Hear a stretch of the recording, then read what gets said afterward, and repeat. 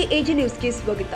ಬೆಳಗಾವಿ ಲೋಕಸಭಾ ಕ್ಷೇತ್ರದಲ್ಲಿ ಕಾಂಗ್ರೆಸ್ ಪಕ್ಷದ ಸೋಲನ್ನ ವಿನಯಪೂರ್ವಕವಾಗಿ ಸ್ವೀಕರಿಸುತ್ತೀವಿ ಅಂತ ಮಹಿಳಾ ಮತ್ತು ಮಕ್ಕಳ ಅಭಿವೃದ್ಧಿ ಇಲಾಖೆ ಸಚಿವರು ಆದ ಲಕ್ಷ್ಮೀ ಹೆಬ್ಬಾಳ್ಕರ್ ಹೇಳಿದ್ದಾರೆ. ಉಪಮುಖ್ಯಮಂತ್ರಿ ಡಿಕೆ ಶಿವಕುಮಾರ್ ಅವರನ್ನ ಭೇಟಿಯಾದ ಬಳಿಕ ಮಾತನಾಡಿ, ಬೆಳಗಾವಿಯ ಚುನಾವಣಾ ಫಲಿತಾಂಶ ಗಮನಿಸಿದರೆ ಬಿಜೆಪಿ ಹಾಗೂ ಎಂಇಎಸ್ ಒಂದಾದಂತೆ ಮೇಲ್ನೋಟಕ್ಕೆ ಕಾಣ್ತಾ ಇದೆ.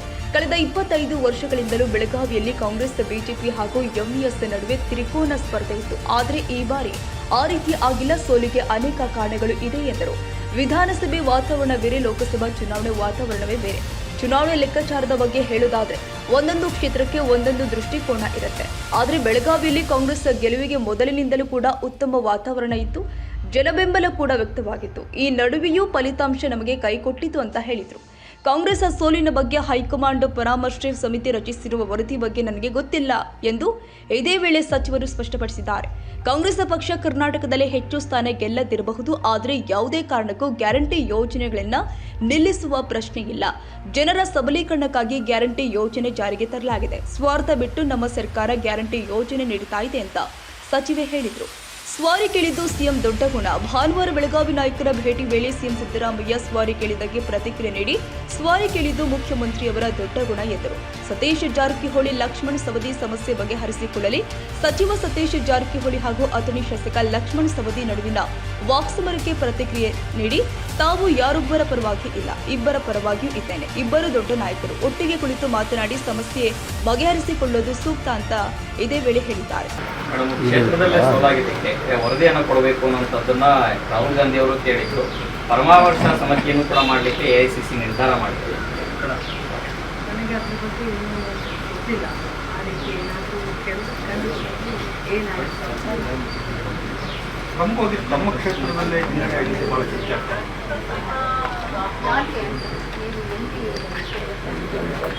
ನಾವು ಕೂತ್ಕೊಂಡು ಅದ್ರ ಬಗ್ಗೆ ನಾವು ಕೂಡ ನಮ್ಮ ಕಾರ್ಯಕರ್ತರು ಮಾಡಿ ಕೂಡ ನಾವು ವಿಚಾರ ಏನಾಗಿತ್ತು ಅಂತ ನಮ್ಗೆ ಯಾವತ್ತಿಗೂ ಕೂಡ ಟ್ರ್ಯಾಂಗ್ಯುಲರ್ ಫೈಟ್ ನಮ್ಮ ಕ್ಷೇತ್ರದಲ್ಲಿ.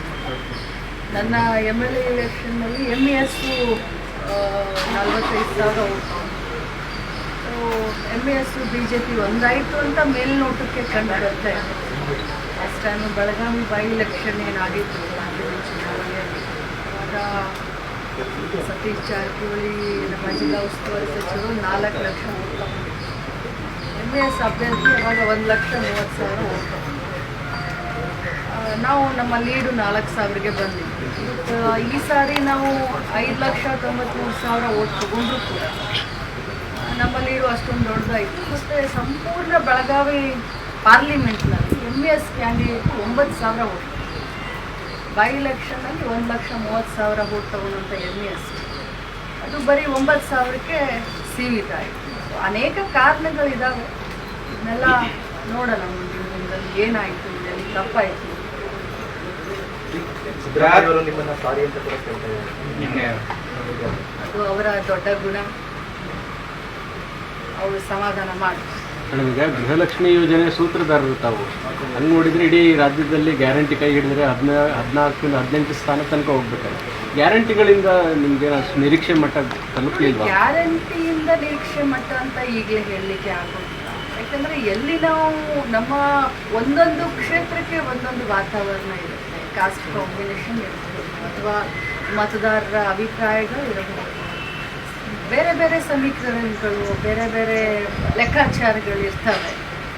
ಸೊ ಇದನ್ನೆಲ್ಲ ಸಮೀಕ್ಷೆ ಮಾಡಿ ನಾವು ಮಾತನಾಡಬೇಕಾಗುತ್ತೆ. ಗ್ಯಾರಂಟಿಯಿಂದ ನಮಗೆ ಲಾಭ ಆಯಿತು ಅಥವಾ ನಷ್ಟ ಆಯಿತು ಅನ್ನೋದಕ್ಕಿಂತ ರಾಜ್ಯದ ಮಹಾಜನತೆಗೆ ನಾವು ಸ್ವಾರ್ಥವನ್ನು ಬಿಟ್ಟು ಏನು ನಾವು ಅವ್ರಿಗೆ ನಮ್ಮ ವಿಧಾನಸಭಾ ಚುನಾವಣೆ ಪೂರ್ವದಲ್ಲಿ ಅವ್ರಿಗೇನು ನಾವು ಗ್ಯಾರಂಟಿಗಳನ್ನು ಕೊಟ್ಟಿದ್ವಿ ಅದನ್ನು ನಾವು ಅನುಷ್ಠಾನ ಮಾಡ್ತಿದ್ದೀವಿ. ಬಟ್ ಅದರಿಂದ ಲೋಕಸಭೆಗೆ ಎಷ್ಟು ಲಾಭ ಆಯಿತು ಅಥವಾ ನಷ್ಟ ಆಯಿತು ಅನ್ನೋದನ್ನು ಈಗ ಕೂತ್ಕೊಂಡು ನಾವು ಅದನ್ನು ಲೆಕ್ಕಾಚಾರ. ಫಲಿತಾಂಶ ಬಂದ ನಂತರದಲ್ಲಿ ಕೆಲವರು ನಿಮ್ಮದೇ ಪಕ್ಷದ ನಾಯಕರು ಗ್ಯಾರಂಟಿಗಳನ್ನ ಇನ್ನೊಂದ್ಸಲ ಪುನರ್ ಪರಿಶೀಲನೆ ಮಾಡಬೇಕು, ನಿಲ್ಲಿಸಬೇಕು ಅನ್ನೋಂಥ ಒತ್ತಾಯಗಳನ್ನ ಹೇಳಿಕೆಗಳನ್ನ ಕೊಡ್ತಾ ಇದ್ದಾರೆ. ಆ ರೀತಿಯ ಚಿಂತನೆ ಏನಾದ್ರು ಇದೆಯಾ? ಖಂಡಿತವಾಗೂ ಇಲ್ಲ.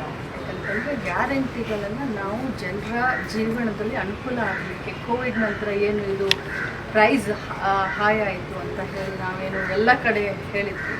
ಸೊ ಅದಕ್ಕೋಸ್ಕರ ಮಾಡಿದ್ವಿ. ಚುನಾವಣೆ ಫಲಿತಾಂಶ ಹೀಗಾಯಿತು ಅಂತ ನಾವು ಹಿಂದೆ ತಗೊಳ್ಳೋದು ಒಂದು ತಪ್ಪಾಗುತ್ತೆ. ಆ ರೀತಿ ಚಿಂತನೆ ಆಗಲಿ, ಆ ರೀತಿ ವಿಚಾರವಾಗಲಿ ಯಾರಿಗೆಲ್ಲ ಇಲ್ಲ.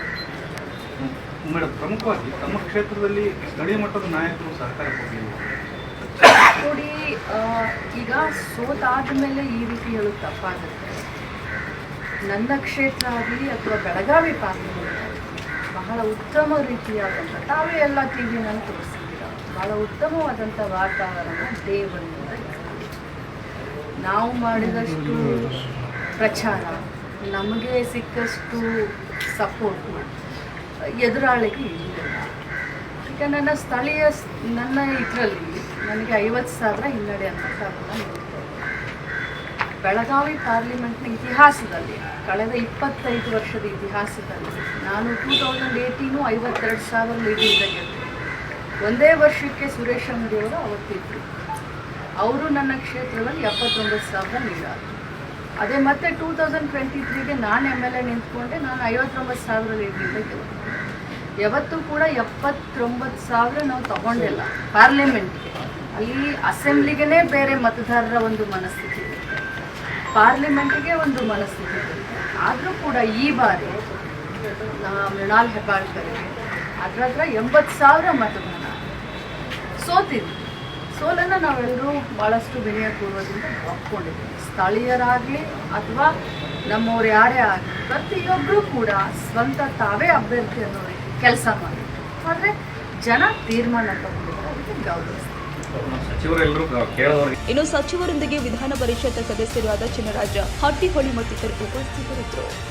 ತಾಜಾ ಸುದ್ದಿಗಾಗಿ AJ News 24/7ಗೆ ಸಬ್ಸ್ಕ್ರೈಬ್ ಮಾಡಿ ಮತ್ತು ಬೆಲ್ ಐಕಾನ್ ಒತ್ತಿ ತಪ್ಪದೇ ಲಿಂಕ್ ಶೇರ್ ಮಾಡಿ.